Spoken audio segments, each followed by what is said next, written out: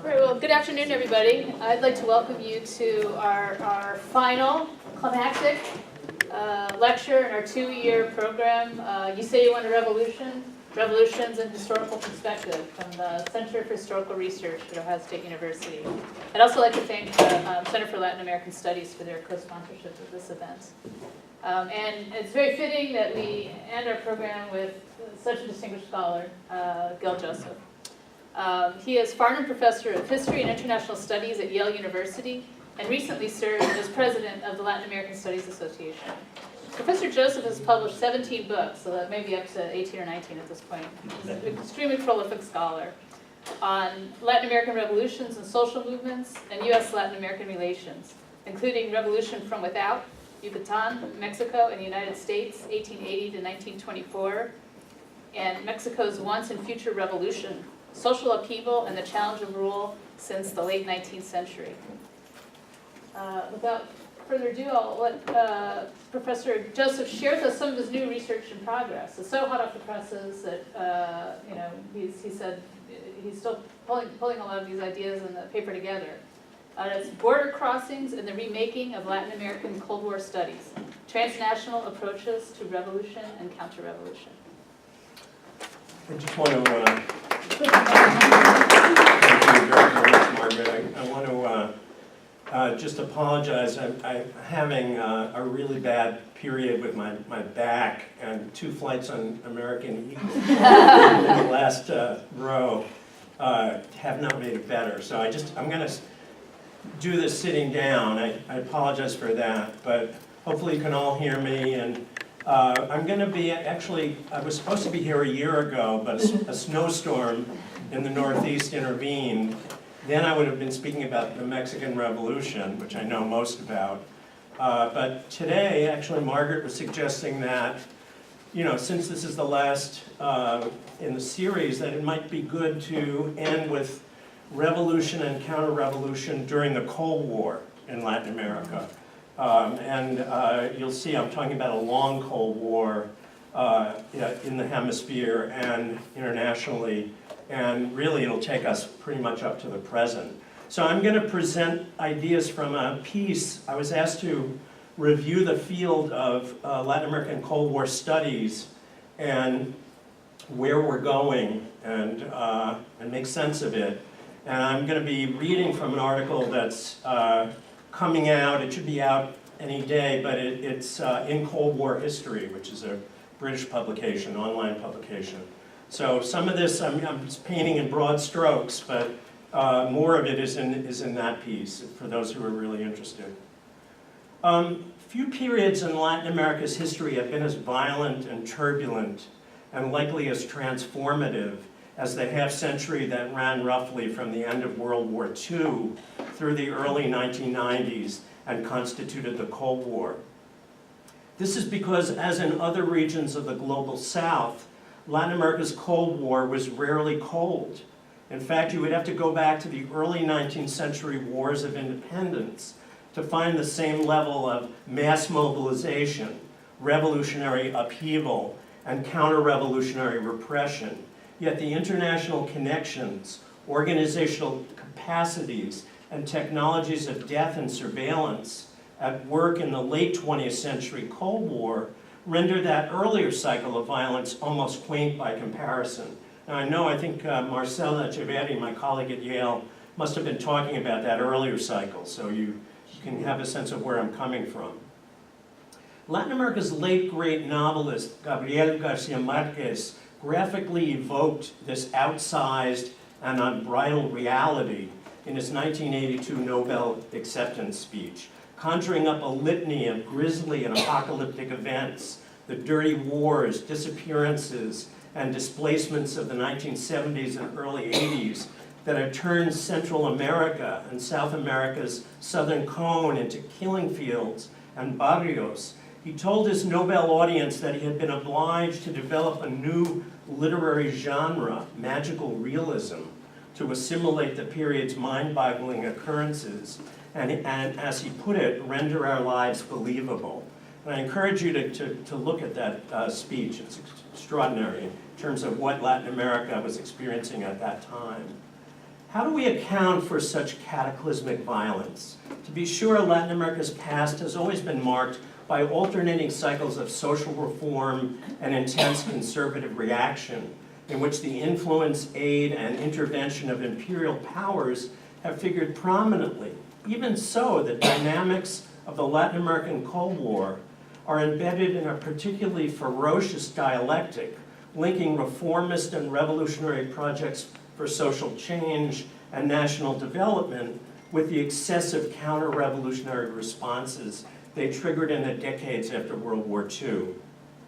This dialectic, which shaped Latin American life in the late 20th century and carried legacies into the new millennium, played out in intertwined domestic and international arenas of political, social, and cultural power. At a macro level, the Cold War was a struggle between two post-war rookie superpowers, the USA and the USSR, over shifting geopolitical stakes and ideological visions of how the world should be organized.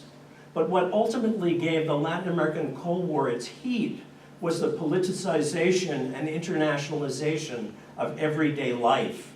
On a variety of fronts across several decades, Latin American elites and newly expanded and empowered popular classes participated in local and national political contests over land, labor, the control of markets and natural resources, and even what constituted citizenship itself, contests that rarely escape the powerful undertow of the larger superpower conflict.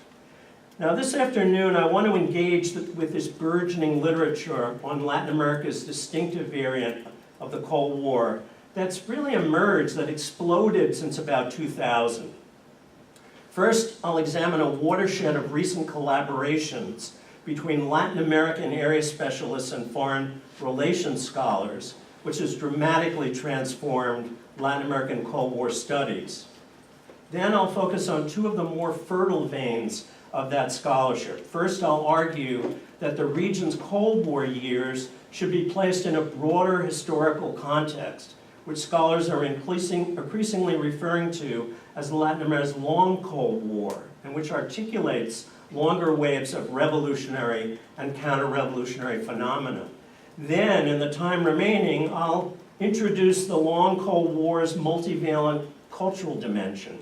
If study of the Latin American Cold War has become a growth industry in the last 15 years, its leading edge may well be efforts to tease out the complex, power-laden cultural processes, relationships, exchanges, and institutional forms that antedated and shaped Latin America's Cold War proper from 1947 to the early 1990s, and had consequences beyond the conflict's denouement.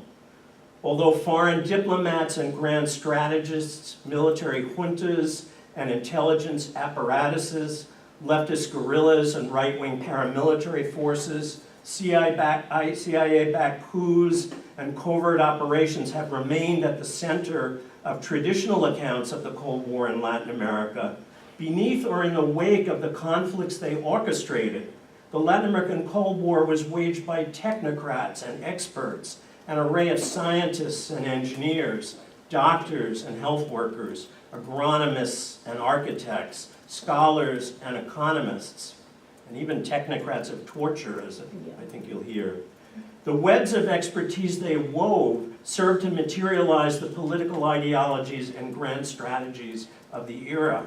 Several important recent contributions to the new scholarship argue persuasively that the appeal of the mass utopias of the superpowers was predicated on intertwined dreams of development and modernization that underwrote a political and cultural struggle likely just as consequential as the paroxysms of insurgent and counterinsurgent violence the period witnessed.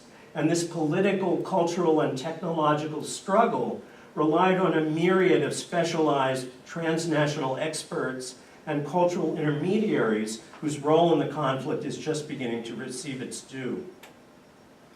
The new work on Cold War experts and their transnational networks of expertise reflects the kind of intellectual border crossings that have effectively remade the historiography of the Latin American Cold War. Over the last 2 decades, our understanding of Latin America's distinctive variant of Cold War has repeatedly benefited from similar attempts to talk across fields and disciplines. Now, the first major attempt at cross-fertilization sought to bring students of Latin America's tumultuous 20th century, particularly its revolutions and counterrevolutions, into conversation with foreign relations scholars. Thus, Latin Americanists who studied the Cold War from the inside and often from below, using tools and concepts from area studies, social history, anthropology, political science, and cultural studies, hope to foment a more sustained engagement with diplomatic historians and international relations scholars of the Cold War. The latter had largely been preoccupied with grand strategy and U.S. policy, drawing mostly on U.S. archives. Sadly, although foreign relations scholars and Latin Americanists should share fraternal relations, they had more often remained, in the words of foreign relations scholar Max Paul Friedman, polyglot distant cousins. But beginning roughly with the new millennium, through a series of international conferences, volumes, debates, and exchanges, a widening network of Latin American specialists have identified kindred foreign relations scholars who work across the methodological, interpretive, and linguistic divides that previously had separated their respective fields in an effort to encourage a more vital crosstalk between them. These collaborations, galvanized initially by historians at my home institution, Yale, but also at NYU, the Center for Advanced Studies in Social Anthropology in Mexico City, and the Woodrow Wilson Center for Scholars Cold War History Project, have reverberated internationally in the decade and a half since, triggering new rounds of specialized conferences, high-profile publications, and the formation of research clusters. These activities have sprouted up at the London School of Economics, the University of Madison, Wisconsin, the University of Texas, Austin, the Universidad Torquato de Tella in Buenos Aires, the University of Bergamo in Italy, and the Universidad de Puerto Rico and the Universidad Católica in Santiago, Chile, to name but a few.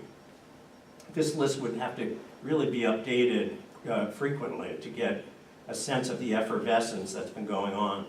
The first major effort of Latin American specialists to engage foreign relations scholars around the Cold War was certainly overdue. For their part, at the turn of the new millennium, foreign relations historians of Latin America had largely addressed the Cold War within the prevailing paradigm of bipolar superpower conflict. They had scrutinized the US's and the USSR's strategic stakes in Cuba, Central America, and the Caribbean. They had debated the psychology and personal style of Fidel Castro. They had sought to gauge the ebb, flow, and relative autonomy of Castro's relationship with the Soviets and the consequences this had for Cuban and Soviet intervention abroad. They had also examined U.S. policies to contain that intervention. But despite some impressive pieces of work, the foreign relations literature on the Cold War remained narrowly focused and largely dependent upon the records of the United States. And that actually is a judgment by a foreign relations scholar. A historian of 20th century Guatemala, Greg Grandin, who was soon to produce The Last Colonial Massacre, a major study of the Guatemalan Cold War that attempted a provocative new synthesis of the broader Latin American conflict, chided foreign relations historians for their myopic concerns. Grandin wrote in 2002, "Poets may see the world in a grain of sand, but only diplomatic historians could reduce the Latin American Cold War to a Cuban beach. The Cold War radically transformed Latin America, yet historians of U.S. policy towards the region inevitably focus on the period's most rousing events. These episodes more often have to do with Cuba, the 1959 revolution, the Bay of Pigs, the missile crisis, and plots to murder Fidel Castro. Yet just as Fidel eventually made it off the beach and into the mountains, the time has come for U.S. historians to assess the Latin American Cold War from another vantage point, one less preoccupied with what motivated U.S. policymakers and more concerned with identifying what was being fought over in Latin America itself. Now, no doubt these critiques accounted in part for the fact that, as of 2000, the region had rarely been incorporated into the great historiographical debates about the character of the global Cold War, and remained disproportionately underrepresented in journals specializing on the conflict. But this was not the only reason. For many years, indeed through the mid-90s, 1990s at least, Cold War debates centered excessively on the origins of the conflict, effectively on who was to blame. For heuristic purposes, we might boil the two sides down to two contending master narratives: realism and revisionism. And I'm painting in broad strokes here. The realists were largely concerned with geopolitics and grand strategy. Some of realism's most influential statements hark back to the point of view of America's early Cold Warriors. Thus, realists like John Gaddis find in a plethora of new documents from Russian, East European, and Chinese archives clear-cut substantiation that the authoritarian Soviet state not only started the Cold War, but in concert with junior partners like the Cubans, determined its trajectory.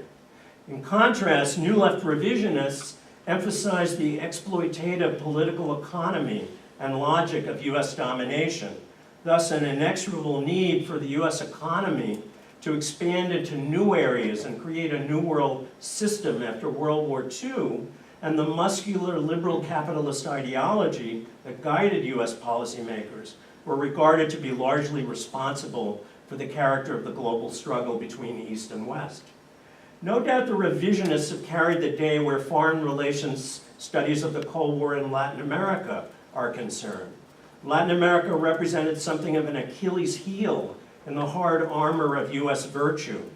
Even though most triumphal Cold War scholars associated with realism were hard-pressed to explain away U.S. actions that brought about the toppling of popular elected regimes and contributed to the murder and torture of hundreds of thousands of people. Nevertheless, at least as far as many area specialists were concerned, a veritable obsession with first causes, with blame, and with the motives and roles of U.S. policymakers often served to join realist historians and their New Left revisionist critics at the hip and preempted other intellectual agendas. But shortly after 2000, the efforts to bring Latin Americanists and new foreign relation scholars together began to take discussion of the region's Cold War in different directions, to bring it in from the cold, as it were. Following a major 4-day international conference in Mexico City in 2002, sponsored by Yale's Latin American Cold War History Project, by the Woodrow Wilson Center's Cold War History Project, and Ciesas Mexico, 2 volumes coordinated by Mexican historian Daniela Spencer and myself were published: Espejos de la Guerra Fría, Mirrors of the Cold War, in 2004 in Mexico, and In From the Cold, Latin America's New Encounter with the Cold War, published by Duke in 2008. These volumes argue that scholars should go beyond or beneath dichotomizing currents of interpretation that themselves appear to be artifacts of the global conflict, while agreeing that the state and its agents played a preponderant role in the history of the Latin American Cold War. Contributors to our project contended that the manner in which conventional foreign relations accounts had assessed the conflict almost exclusively in terms of national interest, state policy, and the broad imperatives of the international economy had often marginalized human subjects, particularly women and members of the poor and middle sectors, peasants, workers, intellectuals, students, religious workers, and indigenous and ethnic groups.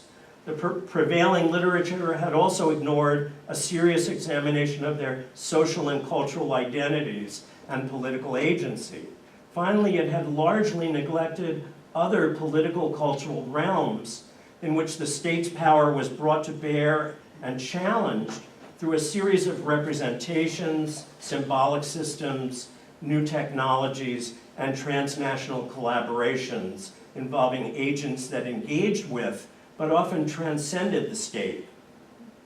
Starting with the border crossings reflected in Espejos and In From the Cold, and continuing in a raft of subsequent volumes, articles, and forums, new understandings of Cold War in the region have emerged in scholarship produced in the US and Latin America, but also in Europe. The transnational and cross-border dimensions of Cold War struggles have been fleshed out, as well as the local and national ones, and not just for states, but for everyday people. The result has been the elaboration of a more decentered and more grassroots and subject-oriented understanding of the deployment and resistance of power in the Latin American Cold War. The new scholarship moves the discussion beyond the machinations of the contending superpowers, the international determinants of their policies, and broad-brush treatments of the collateral damage these wrought upon Latin America roughly between 1947 and 1990. Indeed, up to the early 2000s, the term Cold War had been used as a kind of shorthand to describe either direct US or Cuban or Soviet intervention in Latin American politics, or the collateral damage from superpower conflict. What was lacking was a framework for understanding the grassroots dynamics, motivations, and meanings of the Latin American Cold War, one that would enable us to better integrate the conflict's domestic and foreign and transnational and transcultural dimensions. Now, in keeping with the best new international history, recent scholarship has made an effort, on the one hand, to leaven Latin American social, cultural, and political history by bringing the interstate system back in, while also complicating bipolar grand strategy narratives by transnationalizing and Latin Americanizing them. In the process, the new watershed of scholarship has begun to produce a history of the Latin American Cold War, rather than just a history of the Cold War in Latin America, by documenting in concrete terms and in multiple sites how an international civil war, which involved fluctuating geopolitical stakes and contending visions of how society and its benefits should be organized, intensely internationalized and politicized everyday life. It was this quotidian process of polarization that gave the Latin American Cold War its often incandescent heat, calling into question notions of a long peace propounded by Eurocentric observers of the global conflict. As local conflicts throughout the region, some of which had extensive antecedents, issuing as they did from the social contradictions of long-running processes of capitalist development, were subsumed in this intensely polarizing global struggle, opposition movements like the governments they opposed received ideas, inspiration, material and technological support from afar. Not infrequently, Latin American states use a Cold War rationale and scientific and technological capacity, often but not always generated from outside the region, to wage war against their own citizens, to gain or perpetuate power, and to justify authoritarian military regimes. At certain junctures, most notably the triumph of the Cuban Revolution in 1959, and the strategy of international armed struggle that it supported in the 1960s and 70s, or the hemispheric anti-communist crusade of the 1970s and 80s that linked South America's brutal military regimes in a joint effort to track down and liquidate communist subversives, better known as Operation Condor. These struggles and the leftist and rightist ideologies that fueled them transcended national borders and significantly influenced the relationship between the superpowers themselves. In the process, the stakes rose precipitously, and the potential for violence and terror could escalate to brutal, even genocidal proportions, as in the Mayan communities of Guatemala's Western Highlands, or in the roundup and disappearance of alleged subversives in the Cono Sur, orchestrated by Operation Condor, with US assistance or acquiescence. The threat of almost inconceivable violence rose to the highest level during the international Cuban Missile Crisis. The rise of ambitious transnational and transregional analysis, steeped in multi-sited, multi-archival, and often oral history research strategies, is one of the hallmarks of the new Cold War literature. Much of the scholarship has been undertaken by a new generation of international relations scholars and historians of Latin America. So I'm just going to cite a few examples of some books that I recommend to you. Piero Gligeses has published extensively on the international and transnational dimensions of Cuba's Marxist revolution, which went well beyond the Fidelistas' unsuccessful support of guerrilla insurgencies in a number of Latin American nations. The more successful international revolutionary mission that the Cubans mounted was in Africa in the 1960s, 70s, and 80s. Here was a front in the global Cold War in which Cuba's military and social intervention with doctors, teachers, and aid missions, as well as troops, really mattered in liberating a series of black African countries, such as Angola and South Africa, and in turning the tide against apartheid regimes. For the Cubans, these African struggles for social and racial equality resonated with the goals of their own revolution and the injustices of their pre-revolutionary past. At the same time, their involvement in Africa kept the US preoccupied on another front. Thus, fighting abroad helped the Fidelista regime defend its revolution at home. Another graphic case of the Latin American Cold War flowing across national boundaries is Argentina's still understudied Central American crusade against communism. This episode receives important treatment in the scholarship of Argentine political scientist Ariel Armani. For the leaders of that Southern Cone military dictatorship, Central America represented yet another front in what they firmly believed was a third world war. That was the term they used. One they had to wage everywhere against the spread of communism in order to preserve Western civilization. What Armani demonstrates convincingly is that Argentina was not merely a puppet or client of the US superpower. To be sure, the US was actively training right-wing militaries in counterinsurgency and supporting them with unprecedented levels of aid. Yet what Armani shows is that in Central America, Argentina's generals and their hyper-developed intelligence branch acted with a substantial degree of autonomy from the US, just as Cuba acted at certain junctures against the preferences of the Soviet Union.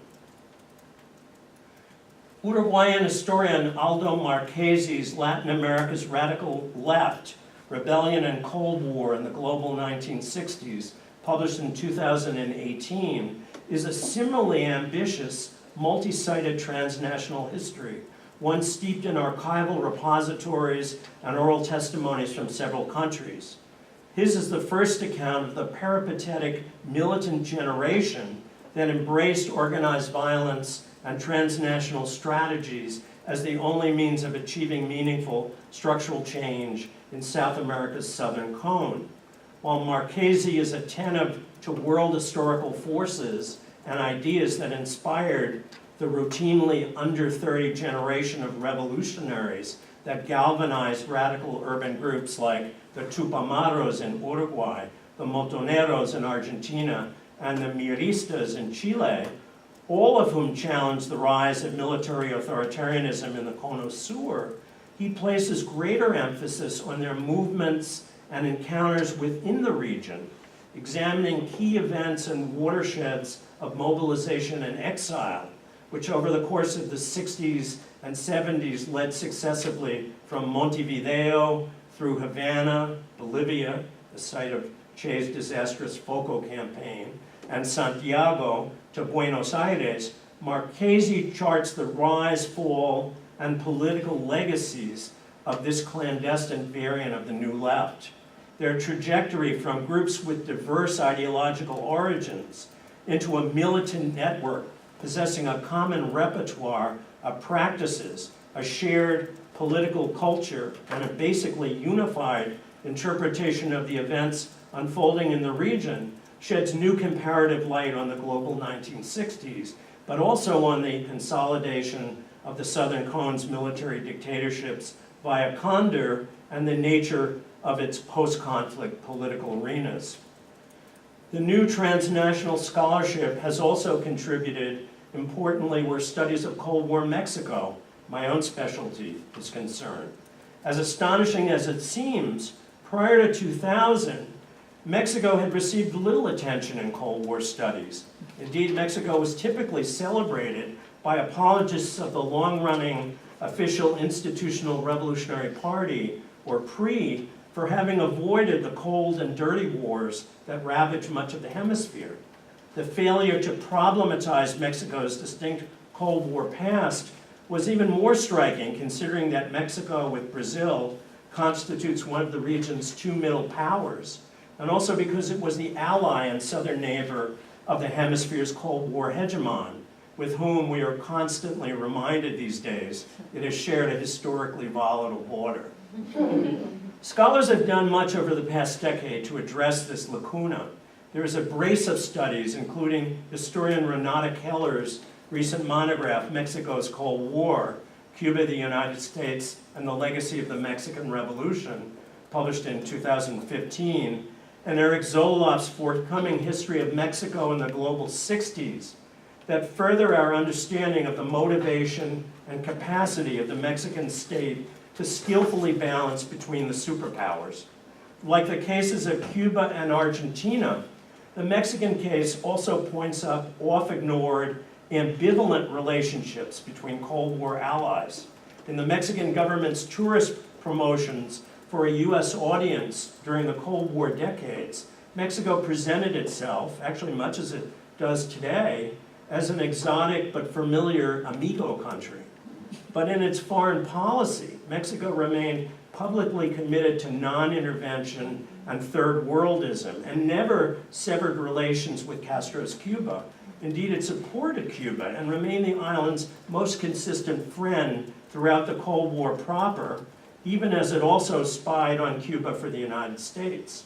At the same time, Mexico traded with Red China, but voted with the US on important questions, maintained correct but extremely cautious relations with the Soviet Union. It permitted the Mexican Communist Party to operate, but harassed, surveilled, jailed, and occasionally disappeared its leaders. Ever Janus faced, Mexico consistently sought to reassure US policymakers and investors that despite its inconsistencies, at core, it remained a reliable Cold War ally of the United States. The pre-state's reassurances were particularly compelling in view of its series of campaigns against civil society radicals and rural revolutionaries in the decades after World War II. We now have a robust literature on the co-optation and coercion of radical students, teachers, railroad and auto workers, miners, and peasants in the decades leading up to the Tlatelolco massacre in October 1968. This literature is complemented by excellent treatments of the state's unremitting but relatively hushed dirty war against Marxist revolutionary groups in the predominantly indigenous southern states of Guerrero and Chiapas and elsewhere in the 1970s. The paradox of Cold War Mexico makes more sense if we factor in its complicated relationship to revolutionary Cuba. As Zoloff, Keller, and others have demonstrated, the Fidelistas' glittering new revolution was a destabilizing force in Mexican affairs. In 1959, the young Cuban barbudos, or bearded ones, were utterly committed to many of the same nationalist and radical causes which decades earlier had fired Mexico's own revolutionary compact with its people in the wake of the tumultuous decade-long revolutionary upheaval unleashed in 1910. By the early 60s, however, it seemed obvious to Mexicans that the sclerotic PRI had long since abandoned these revolutionary principles. Thus, a dynamic combination of the need to manage domestic challenges by strategically supporting Cuba, at least rhetorically, and Cold War geopolitics, by proving its bona fides as a reliable ally of the United States would shape the Janus-faced policies of Cold War Mexico. Now, all of these cases underscore the new scholarship's broader contention that the texture of the Latin American Cold War emerged out of widening processes of social conflict in Latin America and the global South, processes that should not be subordinated to the grand strategies or machinations of the superpowers. Now I want to turn to the broader conceptual notion of a long Cold War. The notion of a long Cold War, rather than a long peace, which influences the chronologies in much of this new scholarly production, should be understood in the same spirit. The concept was introduced by Greg Grandin and myself in our 2011 collection, A Century of Revolution, Insurgent and Counterinsurgent Violence During Latin America's Long Cold War. We contended that the concept facilitated an examination of both the patterns and intricacies of the region's violent politics, and also the imperial dynamics of Cold War within the same conceptual frame. Thus, a long Cold War provided a reasonably coherent interpretation of the contours of Latin America's 20th century political history, suggesting broader regional conclusions based on the history of individual countries that had typically been viewed alone. Simultaneously, it drew attention to the long-term material and ideological stakes, the hegemonic presumption of the US, if you will, which both preceded and transcended the Cold War proper, 1947 to 1990, and had significant consequences for Latin America in the 21st century. Now, building on our earlier work, Greg Grandin and I argued that the 1947 to 1990 conjuncture was part of a longer, arguably more consequential epoch, Latin America's revolutionary 20th century, which proceeded on parallel tracks with the US's rise to hemispheric and global preponderance, with each greatly informing the shape the other took, running at least from the Mexican Revolution of 1910, if not the political and social repercussions of the wars of 1898, to the Central American insurgencies of the 1980s. This period in Latin America was defined by sequential attempts to transcend what had become an unsustainable model of exclusionary nationalism, restricted political and social institutions, persisting rural clientelism, and dependent export-based development. The volume's contributions make clear that the experience of each country's involvement in this nearly century-long cycle of insurgent politics aimed at reform and liberalization, as well as each nation's relationship with the imperial hegemon, the US, was distinct, though many shared similar patterns of radicalized reform, followed not infrequently by revolution, civil war, and counter-revolution, in some cases, full-blown state terror. Moreover, each successive bid to transform society generated domestic experiences and international responses that shaped subsequent attempts. So let me summarize very briefly the progression of this centennial cycle of reform and revolution in broad strokes. In 1910, Mexico's epic revolution signaled the first sustained assault on US-backed, modernizing 19th century oligarchical rule, putting agrarian reform and social rights fully on the policy agenda. Of course, Mexico's revolution played out against the backdrop of the institutionalization of the Soviet Bolshevik regime and the onset of Comintern activity in the Western Hemisphere. In the 1920s and early 30s, in a variety of settings, miners, factory workers, and some campesinos organized, joined unions, mounted strikes of unprecedented militancy, supported new democratic parties, and injected strength into existing communist, socialist, and radical movements. In some nations, such as Mexico, El Salvador, and Chile, such old left formations had galvanized local rebellions and populist struggles, which were targeted by repressive oligarchical states during virulent Red Scares that some scholars now refer to as the First Cold War. In the 1930s and 40s, populism and popular front regimes, most notably in the Southern Cone, like those of Vargas and Perón, sought to extend rights, supersede the patronage relations of local power holders with national institutions, and articulate a more inclusive national popular identity. In the 1940s, socialists, nationalists, and liberals tried to make good on the promise of anti-fascist social democracy, which for a brief time, which is often referred to as the post-war democratic spring, received both the blessing and inspiration of a pan-Americanist, good neighborly United States. In the 1950s, a sharper and more radical nationalism gained ground, with a defined program of import substitution, particularly in revolutionary Guatemala and Bolivia. By the 1960s, even more dissident paradigms of development had emerged, most notably a full-fledged dependency theory, pitting the imperial core against the Latin American periphery. Again, Grandin and I emphasize the powerful dialectic that governed this process.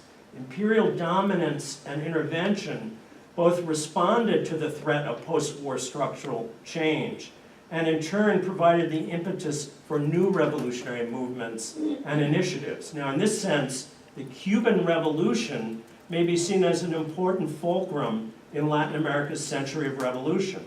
The frustration and anger engendered in the region by Latin America's failed democratic spring, which in Guatemala included the overthrow of Jacobo Arbenz' popular social democratic regime in 1954, and later the virtual liquidation of the old left that was attempting to rekindle it, produced a radicalization of the left's political agenda in one nation after another, as well as a resolve to avoid the fate of Guatemala.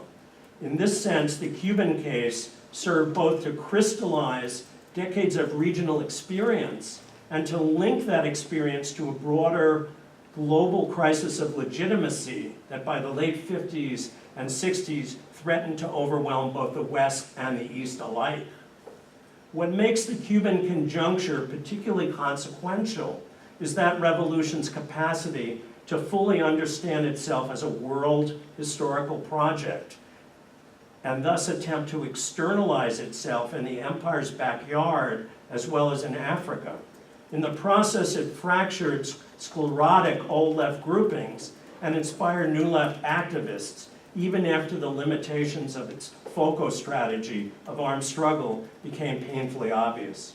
The subsequent revolutionary initiatives in Chile, Guatemala, Nicaragua, and El Salvador in the 1970s and 80s, for example, all of which were predicated on new left political identities and the merits of concientización, or consciousness raising, were as much reactions to the Cuban model as they were products of it. The Via Chilena's experiment with political pluralism, the attempt by Guatemala's guerrilla army of the poor to incorporate entire indigenous communities into the insurgency, the Sandinistas' efforts to harness radical Christian currents with a relatively undogmatic Marxism in Nicaragua, all reflect some level of engagement, positive and negative, with the Cuban experience. Now, these dialectical elements came together in their fullest expression in Central America in the 1980s, a brutal and often misnamed low-intensity conflict that articulated both East-West and North-South dynamics. It ultimately gave way amidst the carnage of the Cold War's final killing fields and barrios to the Central American peace accords that ended Latin America's century of revolution in the 1990s. Though not, it appears, its concomitant long Cold War, which, as developments in this new century suggest, possibly knows no end, both in this hemisphere, in places like Venezuela, Colombia, and Brazil, but also in Western Europe and Russia and elsewhere in the global South. If you just follow what's going on in Venezuela and Colombia and Brazil these days, and you have a good sense of what I'm talking about, and Nicaragua. The legacies of these brutal decades are with us still. Certainly the Cold War is still palpable in Central America and the Southern Cone, the Andean nations, and even Mexico, as relatives of the victims of terror continue to protest past atrocities, exhume graves, and actively press legal claims against the perpetrators with increasing success. Nor has the violence subsided. Lynchings and other episodes of extrajudicial violence continue to bubble up in countries like Guatemala, Nicaragua, Honduras, El Salvador, and Mexico. Such local violence frequently maps onto the fault lines and frustrations of recent Cold War pasts, and in many cases intersects with newer manifestations of banditry, gang-fueled narco-violence, and arms and human smuggling. Indeed, the Maras who have wreaked such violence in the northern triangle of Central America, fueling unprecedented new waves of youthful undocumented migration to Mexico and the United States, are now regarded to be among the most sinister forms of blowback from the Cold War. Yet within this long durée of US hemispheric hegemony and resistance to it, the Cold War proper, 1947 to 1990, represented a particularly consequential juncture. This was evident in terms of the massive infusion of counterinsurgent and expert personnel, the dramatic narrowing of political space and options, and the manner in which a deadly combination of rational, precise, counterinsurgent technologies, typically imported from the US and its allies, and more vengeful local sentiments and tactics, honed the new internal security state and the bureaucratic strategies of terror that undergirded it. The specialized technologies and experts associated with these regimes of surveillance and torture have received extensive attention in the academic literature on the dirty wars and are powerfully evoked in popular culture, film, and fiction. In social and cultural terms, more was at issue here than a Cold War ideological veneer and discourse, the language with which people, often leaders, describe their struggles during the second half of the 20th century.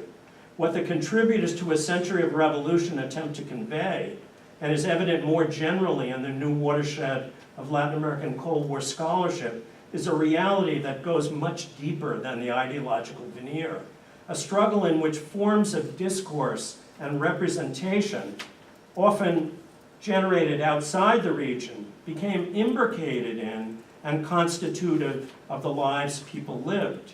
In this sense, the Cold War, as Grandin puts it, was a powerful integrator, and local and national political, social, and cultural fabrics often had less to do with the strategies, ideologies, and discourses of the superpowers, and more to do with the manner in which these mapped onto and were mediated by local values and aspirations, for or against democratization, or a leveling of class, or ethnic or racial distinctions, or a liberalization of gender relations. And whether we like it or not, we have to recognize that many poor and middle class Latin Americans were not proponents of greater freedom and opening. Not only did some members of middling and subaltern classes nurture personal rivalries and other discontents with leftist reformers and revolutionaries, others were driven by status anxiety, racial hatred, or a fear of losing patriarchal privilege, which for some women meant a loss of protection. Grandin and others have shown, for example, that in the main, the fight against Guatemala's burgeoning revolutionary challenge was directed not by those at society's commanding heights, but by middle-class ideologues, often anti-communist Catholic students, who fancied themselves in the vanguard of a worldwide movement of the far right.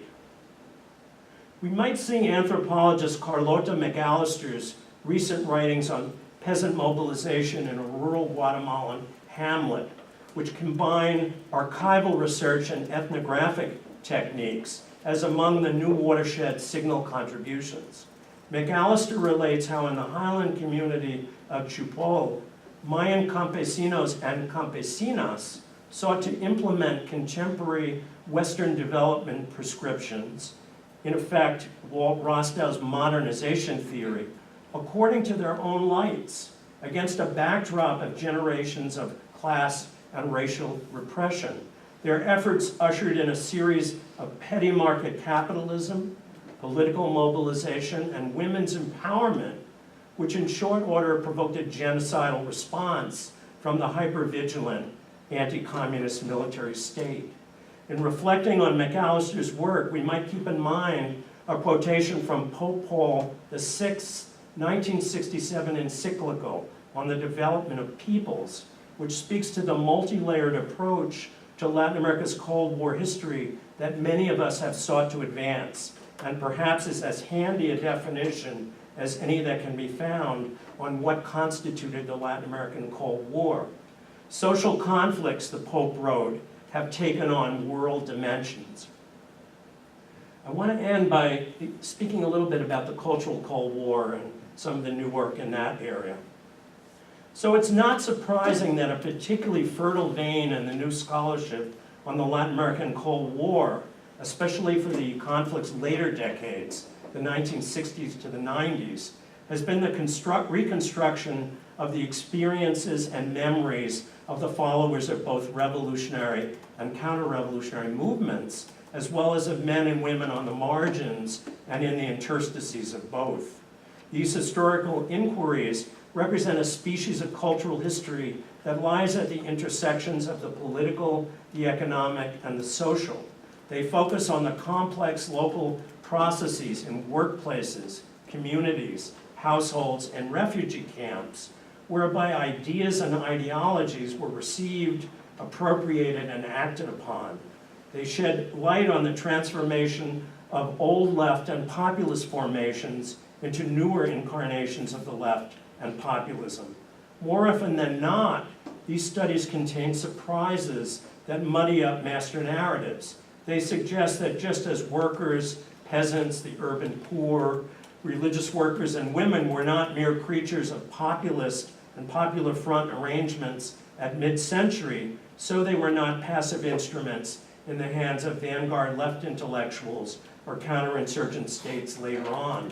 They draw our attention to more autonomous, contingent, and creative uses of socialist ideas by the grassroots left than model-building social scientists often allow.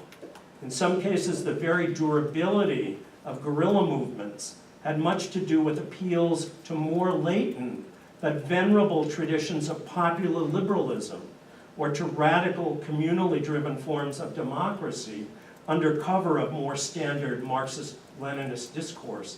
I have a sense that Marcela Echeverri must have given you a sense of these kind of local histories beneath the master narratives of that earlier period.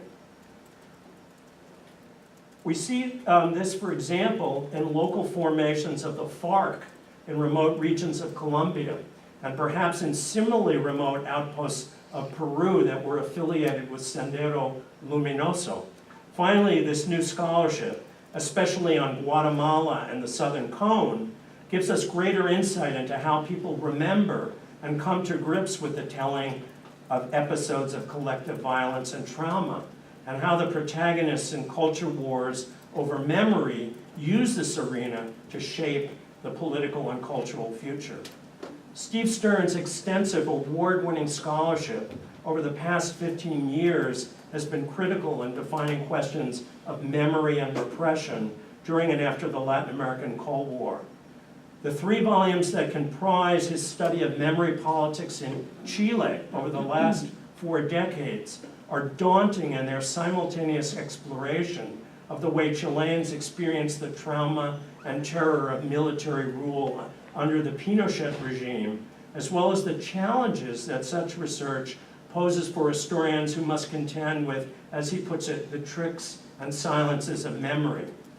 Stern's work is pioneering in its ability to contend with the enormous range of experience and perception under the dictatorship without shortchanging vivid insights into the ways in which memory works in Cold War Chile, as well as during the Holocaust, for example. In the process, he probes the highly complex relations between individual recollections and the creation of collective memory. Stern is not only concerned with the memory struggles of the left, human rights activists, and progressive elites who insisted on a moral reckoning with the past, he also attends to the dynamics on the Chilean right, including those who remember Pinochet's military coup and dictatorship up to the present as a time of salvation.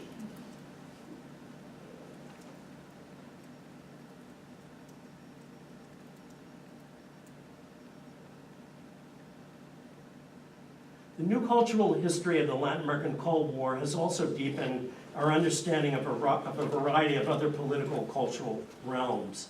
To date, most studies of the region's cultural Cold War have focused on the usual subjects of cultural history: the intellectuals, students, artists, writers, and political and social thinkers who aspire to a higher profile in the conflict and often were important catalysts at diverse points on the ideological spectrum. Similarly, several studies of certain signature projects of development, like the Alliance for Progress, and critiques of the vexed concept of development itself have emerged and narrowed the gap between Latin Americanist scholarship and more robust interdisciplinary work on development for other areas of the global South. But what much new research argues compellingly is that the experts and technocrats, the cultural and political intermediaries behind these projects, have routinely been elided and deserve attention in their own right.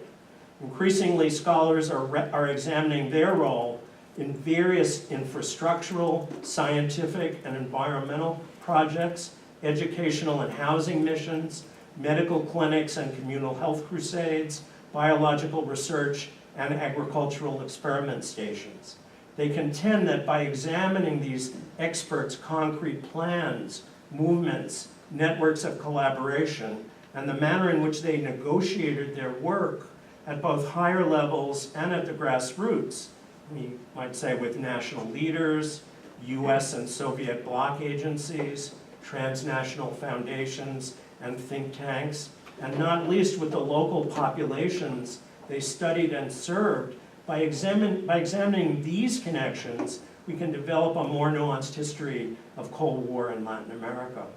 Two forthcoming edited collections, Andra Chastain and Tim Lorek's Itineraries of Expertise, Science, Technology, and the Environment in Latin America's Cold War, and Ana Manuel Byrne and Raul Necochea Lopez's Calenturas, Health and Medicine in Cold War Latin America, make particularly important contributions in this regard. They provide fine-grained analysis over decades of experts who were both peripatetic and locally situated, who often saw themselves as removed from politics, even as their work fed directly or indirectly into prevailing geopolitical agendas. In establishing these transnational dimensions of Cold War expertise, they contribute to a Cold War history that is multi-stranded, attentive to history's contingencies, and capable of transcending frayed, dichotomizing paradigms of interpretation. Read together, these volumes showcase how experts traversed a variety of boundaries between the city and the countryside, between northern and southern nations, between southern and eastern bloc destinations, and within the global South. They demonstrate how experts' itineraries and collaborations tended to strengthen but occasionally undermine and complicated the imperatives dictated by Cold War geopolitics. In the process, this new research forces us to reconsider other binaries in conventional Cold War studies between so-called developed and developing nations, between the first or second world and the third world, and between the global north and the global south. Congruent with recent turns in transnational studies by highlighting multiple agents, sites, and scales of expertise during the Cold War, these new collections accentuate a blurring of the local and the foreign, especially where the production of knowledge is concerned. Yet another collection published in Italy and then in Argentina in 2013, edited by Italian cultural historian Benedetta Calandra and her Argentine colleague Marina Franco, attempts to assess the state of scholarship on La Guerra Fria Cultural in America Latina. That's the title of the book. This international volume, which assembles a team of interdisciplinary scholars, mostly from Italy, Spain, and Latin America, builds conceptually on the earlier collaborative Cold War volumes I've been discussing this afternoon. Above all, this new volume stresses the emerging nature of studies on Latin America's cultural Cold War. Unlike the more robust bodies of work on Europe and the United States, studies of Latin America's Cold War cultures still remain modest and dispersed with immense gaps. Nevertheless, the collection argues for a long Cold War in the cultural realm. Its contributors suggest that the Cold War proper's pivotal political events and watersheds were not congruent with longer-running cultural and intellectual formations. The latter, they argue, date back at least to the positivist and progressive civilizing and modernizing missions of the early 20th century, and then take an important turn in the late 30s, 40s, and 50s, when a more muscular technocratic capacity, influenced substantially by New Deal mindsets and liberal welfarist policies, gains ascendance throughout the hemisphere. Without neglecting or whitewashing what they call scandalous, high-profile episodes, like the US Department of Defense's manipulative, counterinsurgent use of social science research in initiatives like Project Camelot, the contributors to the Calandra and Franco volume prefer to tease out nuances in the deployment and resistance of imperial cultural power. They eschew just so stories of hegemony and broad instrumentalist applications of soft power, arguing instead for historicized, case-specific analysis of imperial contact zones, agents, and more contingent, even ambiguous forms of local reception. For example, the essay by Chilean historian Fernando Purcell on the Peace Corps offers a fine-grained treatment of that organization that emphasizes the multivalent relationships and often autonomous identities that US Peace Corps volunteers forge with their host communities. Interestingly, other recent work reveals that a stream of former Peace Corps volunteers went on to long academic careers in Latin American studies that were characterized by an abiding critique of US foreign policy, interventions, and the concept of development itself. The new cultural history of the Latin American Cold War that these three recent collaborative volumes exemplify is distinguished above all by their ability to interrogate and cross the temporal, spatial, and methodological boundaries that conventional diplomatic and foreign relations scholarship set in place. The peripatetic experts and technocrats under scrutiny here span generations of knowledge production, traversed multiple levels and ideological divides of the world system, and in many instances themselves came to embody transnational identities and hybrid nationalities of expertise. In this regard, an interesting feature of several of the essays in Itineraries of Expertise is the role that certain sites in the global south, such as Mexico and Puerto Rico, and to a lesser extent, Colombia, played in the creation of such hybrid identities, typically in the context of transitions from revolutionary and liberal welfare states to the neoliberal regimes that succeeded them. Mexico, Puerto Rico, and Colombia served as intermediary spaces and proving grounds for the kind of biological and agronomic research and the type of social policies that would in time give rise to such institutional hallmarks of the regional and global Cold War as the Green Revolution and the Alliance for Progress. Just a few words of conclusion. The outlook for work in Latin American Cold War studies is quite promising. As some wounds heal, and as a horizon of life replaces one of death in the region's former killing zones, a greater variety of studies reconstructing the social and cultural histories and memories of the Latin American Cold War is possible. As forensic and truth-telling processes play out, the climate for new encounters with the Cold War, undergirded by a windfall of declassified documents and oral sources, warms. Recent international symposia and a steady stream of publications in the US, Latin America, and Europe, with still others in production or on the drawing board, have underscored the manner in which Latin America is being reintegrated into global Cold War studies and is no longer perceived as peripheral to it, apart from the high-profile struggles around Cuba, which long dominated studies by foreign relations scholars. This cresting wave of scholarship augurs the possibility of further dialogue between more traditional and newer approaches to the regional and broader conflict, thereby advancing the burgeoning literature on the cultural Cold War that harnesses dynamic currents in both Latin American and international history. With the historical record increasingly accessible at a variety of global locations, and with historical amnesia challenged at the international and national level, as well as the grassroots, Latin American and US students are rediscovering new aspects of their nation's political, social, cultural, and transnational histories during the second half of the 20th century and beyond. This development has enlivened our calling as teachers as well as scholars, both in the North and the South. Thank you very much.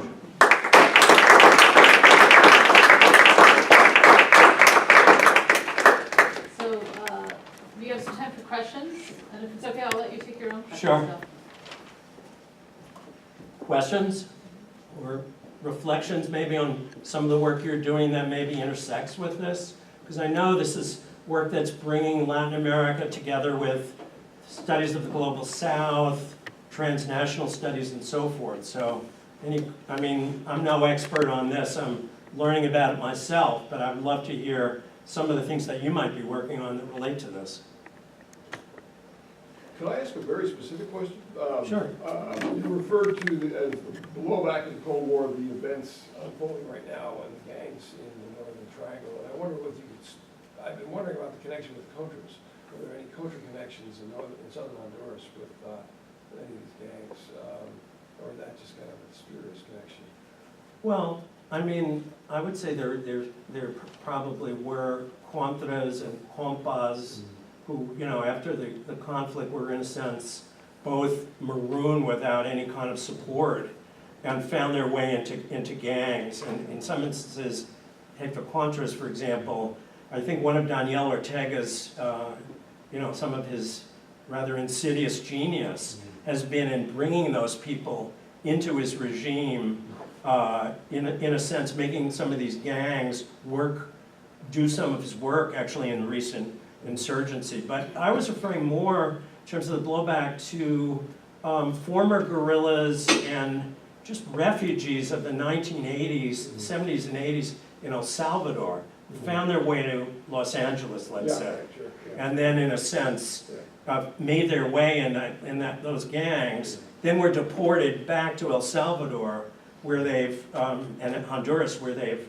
in large part run aspects of those very weak states. Or run the country at a moment when there are very weak states. And sadly, President Trump's cutting back on aid to these places is not going to make this any better. So, there are many ways. No doubt, Contras but also former Sandinistas found their way into this gang structure. And Ortega's genius, I think, in the last, say, 5 years has been to bring some of those people into the gangs of thugs that are protecting his regime now. Yes? Well, thank you very much. This was a very, very wonderful, educating talk for me.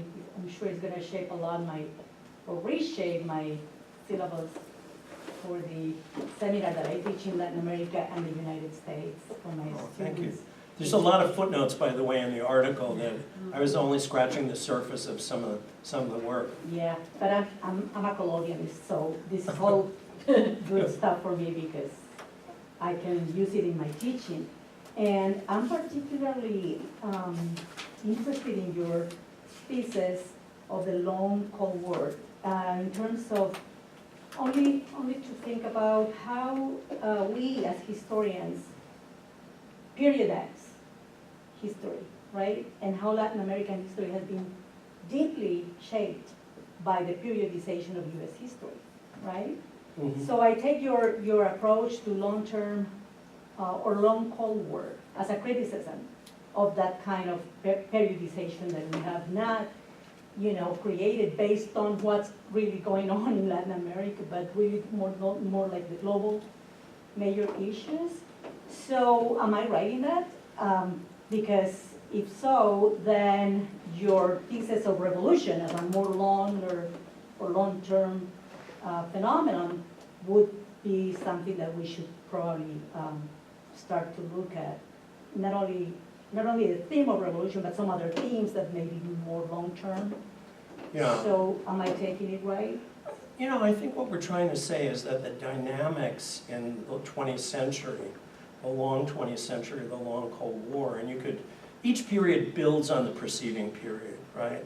So to understand the violence throughout the 20th century, you just can't reify the Cold War as a period of great death and dislocation. I mean, it builds very integrally from the divisions, the repressions, the failed mobilizations that happened previously. So, you're tracing this thing backwards, and each period brings new features. I mean, the Cold War proper, as we're calling it, is almost the early period on steroids in terms of what the United States contributed, the more fearsome technologies of surveillance, practices of torture, but a lot of these themes you have to look back to an earlier Red Scare in the 1920s and 30s, we're saying. You have to understand El Salvador in the 70s and 80s, you have to understand what led to La Matanza in 1932, and both the mobilization and the repression of the Salvadoran Communist Party in the early 1930s. So I think what is interesting, though, is that this use of the term Cold War is not just something that US scholars are imposing upon the region. That I think what's really interesting now is that scholars within those countries are nuancing the whole term of Guerra Fria in terms of their own histories. Right. And, and and I think hopefully what I was able to suggest is it goes into many more layers and dimensions than foreign relations scholars in the United States had posited in terms of global superpower conflict.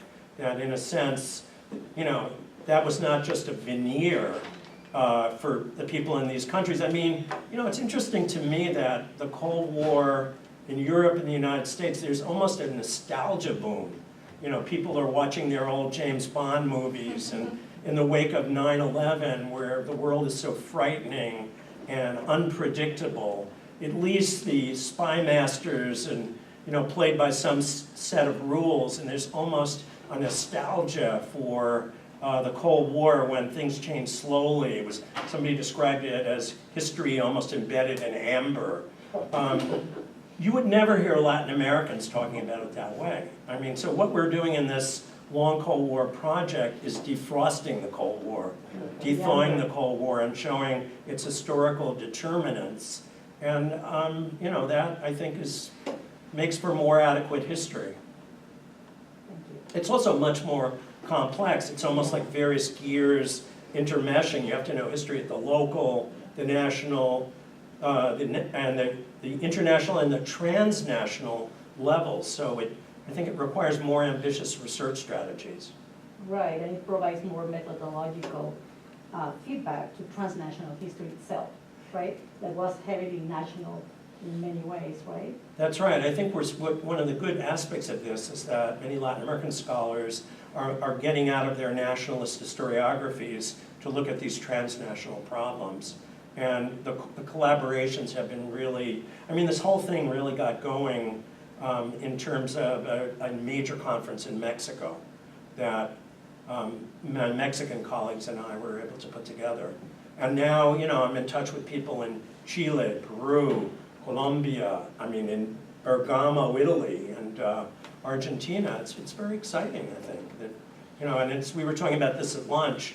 How do you, in a sense, share data and create, you know, collaborations with sometimes, you know, classified and very refractory kinds of data?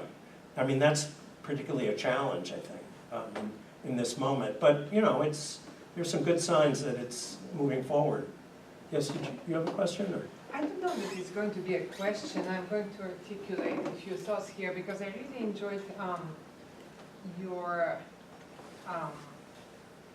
description of this new scholarship on the culture of Cold War. I work on Eastern Europe and actually the cultural war in Eastern Europe from the perspective of a small Eastern European country.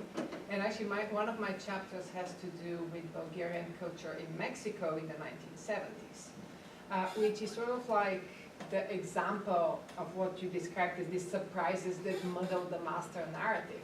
So I really actually appreciated your analysis here because ultimately when you start looking at the Cold War from the margins, in my case, as marginal as you can get if you're looking at it from Bulgaria, you actually start seeing different connections that you might not look for, might not discern otherwise.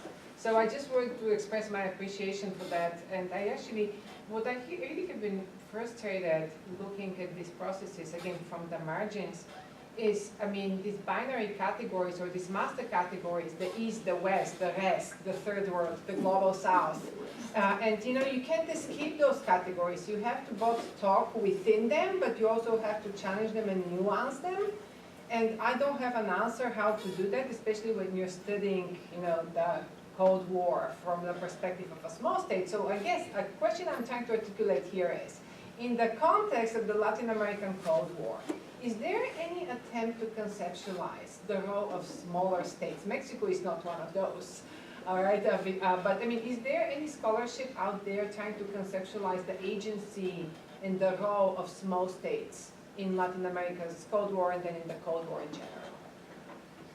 I mean, I think to some degree that, for example, Honduras would be a very interesting example of a small state and maybe even the poorest, least, seemingly the least involved in the Cold War, you know, in the final phase of the Central American conflict. But, you know, there are studies of Honduras, the role that it played because it was such a small, weak state, and, you know, it became known as Fortress Honduras, and it was you know, a node PowerPoint for the United States' support of the Contras and you know, the war against the Salvadoran guerrilla. So I mean, you know, we're seeing this, you know, more and more. I mean, there's some good studies, for example, of Uruguay. It's interesting. The guy I was mentioning in the talk, Aldo Marchesi, he was presenting his. He worked on the clandestine left, the radical left, the Tupamaros, the Montoneros, the MIR. And he said that because Uruguay is such a small country and no one is really, you know, that interested in it, he had to work on a broader canvas. I mean, he could present his work on the Uruguayan Cold War to, you know, people in Uruguay, but in Argentina and Brazil, in these much more robust intellectual academies, they really didn't want to know about Uruguay. So he did this larger study of the radical left and as a kind of a peripatetic left. So he had to, in a sense, deal with larger problems. But he's still passionately interested in Uruguay's history in the Cold War. And I was going to say that, you know, the person that has been my closest collaborator in Mexico a long time ago was from Czechoslovakia. And one of Mexico's great historians, you know, probably a guy now in his 80s, is a Bulgarian emigre. whose family came to Mexico, and one of the leading Marxist historians of the Mexican economy. Yes? Yeah, thank you for the presentation. One thing that I was interested in were your concepts of, like the long Cold War and its relationship to the sort of century of revolution, as you put it. Yeah, because I think one thing that's often underlooked is the Cold War didn't, like, it wouldn't have had the sort of impact it did, or wouldn't have had the hotness that it did if it weren't for the sort of long traditions of resistance within Latin America. So, I was just wondering what your thoughts were on like the sort of continuities between sort of conflicts in places like El Salvador, Brazil, other places where there were strong left-wing and nationalist movements, because it seems like there's already sort of a practice for the way those conflicts arose in the latter half of the 20th century and the early half of the 20th century. Well, I mean, the Cold War, you have to, in a place like Brazil, it's a very complex problem. There's a urban guerrilla, but there are rural social movements, peasant leagues, what would be the breeding grounds ultimately for the landless movement. I mean, this is a very complex, layered Cold War history, and I think to understand it, you have to work on many levels. I mean, you have to understand the nature of the state that started, the populist state of Vargas, but then as Vargas left the scene, how the military was able, that's another part of this. I mean, the heritage of the military or authoritarianism in many of these countries is a very deep-seated one. How that military was appealed to and ultimately swayed by the United States.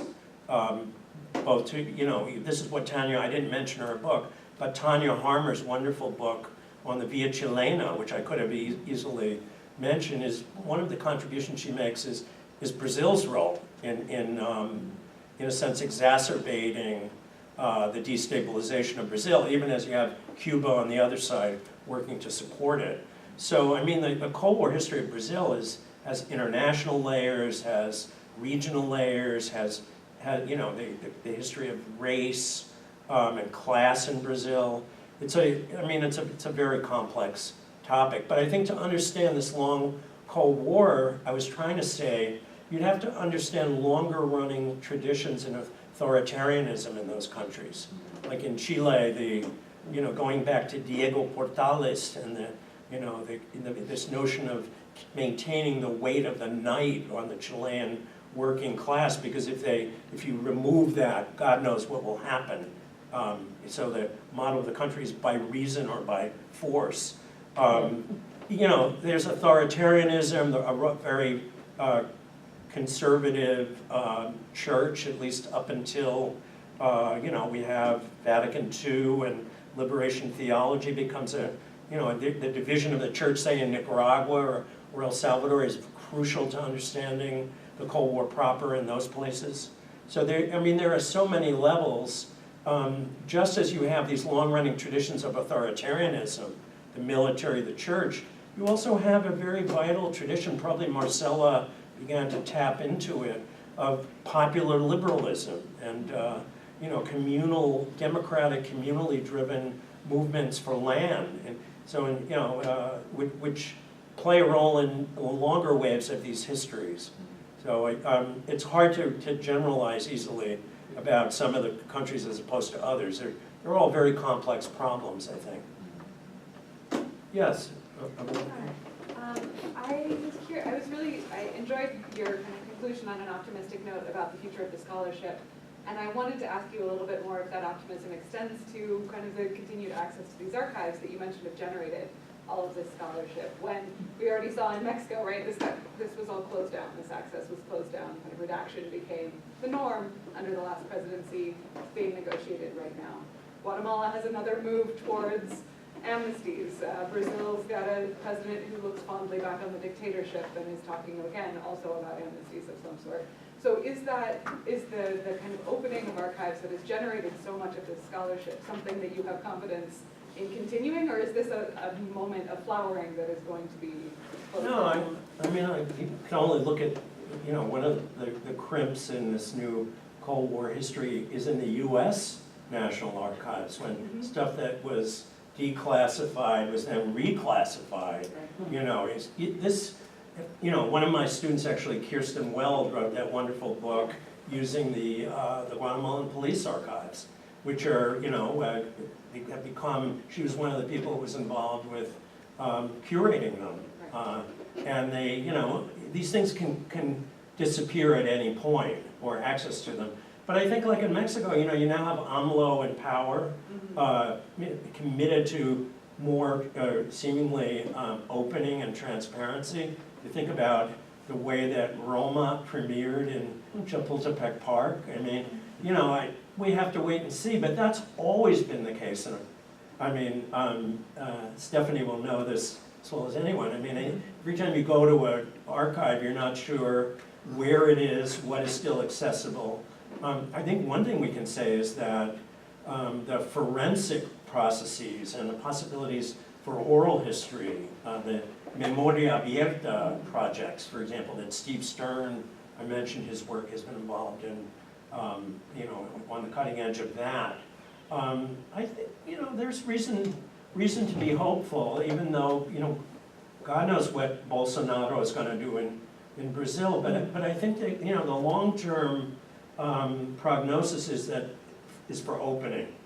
I mean, if you read the Pinochet file, and which is a wonderful book that I assigned to my students, all of those files were made, available with Clinton. I mean, with opening up and the pressures to make things more transparent and more available. And now we have, of course, the National Security Archive and all the work that they've done in recent generations, in recent decades. So, I don't know, I am somewhat optimistic, but I'm as much optimistic about the networks of scholars that are talking to one another across disciplines, diplomatic historians talking to social and cultural historians and incorporating some of their methods into their toolkits. Diplomatic history is a journal that's almost unrecognizable from the one it was, when I started this project. I mean, there were real gatekeepers about what that journal would publish, and now you go to a Schaefer meeting and it's a totally different proposition. So I think that's good. I am more optimistic. Yes. Thank you, Gil. I love your talk, and I love your scholarship. My only complaint is that you publish too much for me to keep up, and so shame on you. But I was just reading a grant application. I'm on the grants board, and we're giving out this round is to support dissertations. And we got a wonderful proposal from a Latin Americanist who really wants to study the impact of the Dirty War in Oaxaca, and thinking about people first leaving after that experience, the violence, the cynicism, going up to the new farms opening up in Baja, where they experience other kinds of coercion and violence, and they end up in the Salinas Valley, finally, which is interesting to me because that's a valley over from where my grandparents farmed and have a lot of relatives still in that area. And the question is, to me, are people really watching how people exiled from those violent places, where they go, what the new experiences are? I was thinking in particular, right at the time this movement is happening is when you get the United Farm Workers going, and I wonder if there are people who are coming up from these places and becoming militant in a different way. I know that Salinas is a lot more violent than Hollister, some of the other places around, and I wonder if they're studying exactly where people from particular provinces, in particular for indigenous groups, are going in the United States, and how the different cultures that they have, the different experiences they have in different provinces are shaping their experiences and their responses to being in the United States or moving to the farms in Baja. It just seems like a really great project. And I wondered if other people are working on that. We know a lot about the story of MS-13, but it seems like there are so many different stories to be told, all of which have had an impact ultimately on the United States, too. Yeah. I mean, that's it's such a fertile area for research. I wish I knew more about that. I think, some of my colleagues are directing at Yale. You may even know some of these people, like Stephen Petty, for example. His own specialty is Mexican American and immigration history. But, the people from Oaxaca, many of them who spoke different languages, indigenous languages, and left during Mexico's version of, repression, its mini version of a dirty war from places like Guerrero, probably Oaxaca, and certainly Chiapas. You get the feeling that it's in the diaspora that they are making connections and creating new forms of solidarity, bringing some of the things that they had to deal with during those very difficult periods, but developing them in new contexts. I mean, that's certainly what's going on, when you think about Haitians or Dominicans coming to New York, for example. My late wife used to work on this in Washington Heights. And, the new moment for political mobilization in a sort of trans-Caribbean diaspora that, you had long-distance nationalisms from the DR and Haiti, but also influence of the Black power movement and African-American currents of politics. I mean, a lot of interesting work is being done in that vein. It sounds like a really interesting project that you were, I mean, the trick, again, we were talking about this at lunch. How can we make Latin Americanists interested in this and talk across what are really artificial borders? Even though our president wants to draw the line as carefully as possible. But, these are fields that should be talking to one another on some of these grant committees. And unfortunately, I get to learn about it when I'm on a kind of a doctoral committee that has U.S. Ethnic studies and Mexican American historians along with Latin American historians. But we could do much better with that. I'm glad to hear it being done. Are these applicants, here at OSU or for a national competition? Or? This is the Guggenheim Foundation, but the branch, Harry Frank, that gives, I'm on the 7-member review board for that. They give out the violence grants. The Harry Guggenheim, yeah. We have about 350 applications. We give out 10 or 12. And OSU people have gotten them in the past, but for World War II and Stalin's tanks, military stuff. But yeah, so we're looking at all of these things that deal with violence explicitly. And so this is I'm just off the top of my head, I think it's UC San Diego. Oh. I think so. Yeah. I mean, the book that I was talking about, the Long Cold War book, that book became, I mean, the sort of driving theme of that book was how do we understand violence in 20th century Latin America? Yeah. And that was the problem, because it almost was so omnipresent that people were taking it for granted and not understanding the causes and the dynamics of it. And that book really, that's one of the things it tries to do. Yeah, the last question. Oh geez, that's a lot of pressure. No Okay, pressure. it's very general and there's a lot of background information, I'm sorry. So thank you for your wonderful presentation.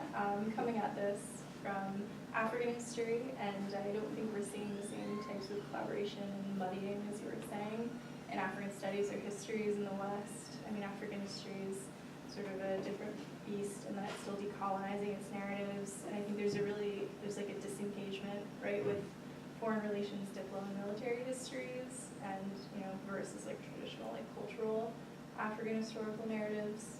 So I think, right, a challenge is you have to deal with decolonization processes, but also the not so Cold War in Africa, but also the global aspects, but also the colonial aspects. It's very, it just becomes too expansive, especially when we have a hard time filling classes beyond survey, history since 1800 in Africa.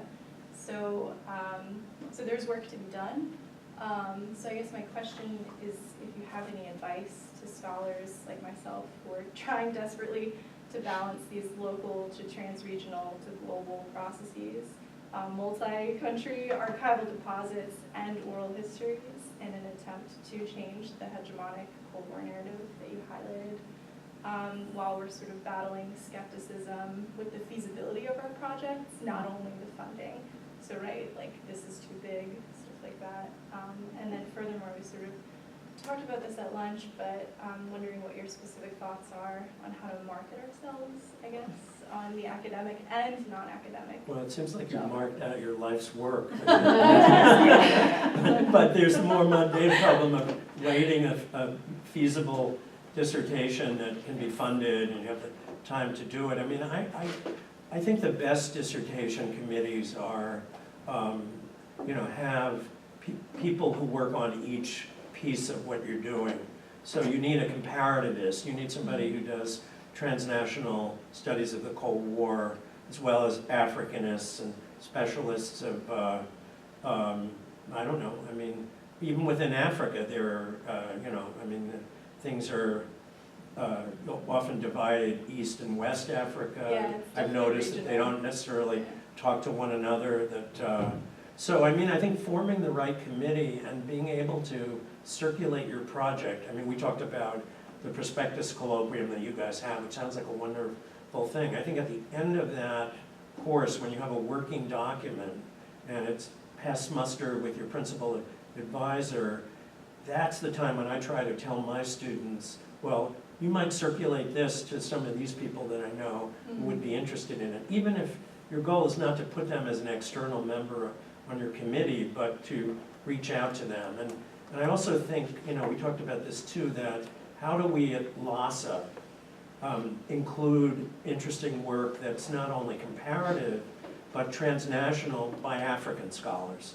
Often these panels happen in the most high-bound of institutions, which is the AHA, that they sometimes allow these broad-ranging panels. But I think, the idea would be to come up with a proposal that is to some degree feasible, and then vet it to some of your advisors, colleagues, and people whose work you admire.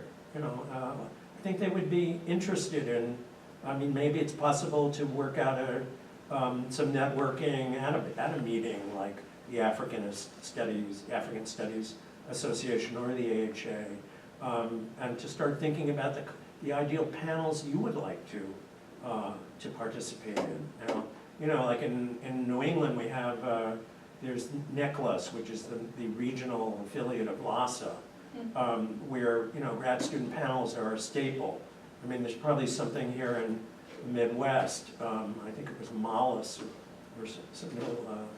I don't know. There is I know a regional affiliate. I think wherever grad student conferences, that's where you want to start talking to people. And it's never too early to start, I think. Yeah, we were joking around, we were going to start a panel. Why not put together a panel for LASA? That's something. Yeah. The nice thing about LASA is that there are thousands of panels, and it's not hierarchical. So grad student panels often thrive in LASA. Guess we're going to LASA. All right, well, let's thank Gil for a great presentation.